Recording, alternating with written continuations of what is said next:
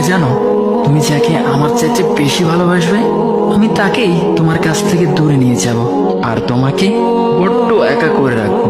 তিনি আরো বলেন, কখনো বলবে না যে তাকে ছাড়া আমি বাঁচবো না, কিন্তু আমি তোমাকে তাকে ছাড়াই বাঁচাবো। পিছনে স্বভাবে কেড়ে নিয়ে তোমাকে দিব্যি সামনে এগিয়ে নিয়ে যাব। তুমি কি দেখো নি, ঋতুরাও যে 2 মাস পর পর বদলাতে থাকে, ছায়া দেয়া গাছের পাতাও তো শুকিয়ে যায়, আর যখন সবর হারিয়ে ফেলে তখন ঝরে পড়ে। কিন্তু তোমার রব তো ধৈর্যশীল ও পরম দয়ালু। তিনি তো সেই ঝরে যাওয়া পাতার ঢাল থেকেও সবুজ পাতা গজান।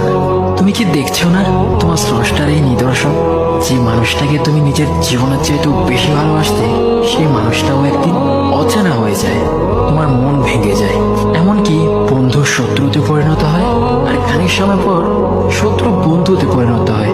যে মানুষটাকে তুমি নিজের জীবনের অংশ ভাবতে, সে মানুষটাও প্রতারণা করে। বুঝি না, এত কিছু হওয়ার পরেও তুমি তোমার রবকে বাদ দিয়ে সেই মানুষগুলোর উপরেই ভরসা করো, যারা তোমাকে প্রতিনিয়ত কষ্ট দিয়েছে।